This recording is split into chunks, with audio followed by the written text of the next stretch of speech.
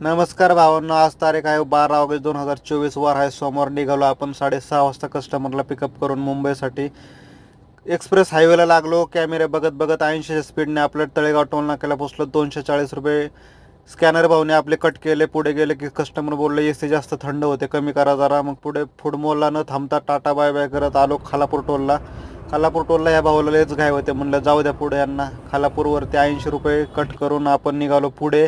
कस्टमरने अगोदर सांगितलेलं अटल सेतूने चला, मग मारला लेफ्ट. पुढं थोडं 10-15 मिनिटाचं ट्रॅफिक लागलं. अटल सेतूवरती परत 250 रुपये स्कॅनर भाऊने आपले कट केले. तसंच अटल सेतूचा आनंद घेत घेत पुढं वडाळाचा लेफ्ट घेतला आपण आणि बीकेसी मार्गे निघालो विलेपार्ले वेस्टला.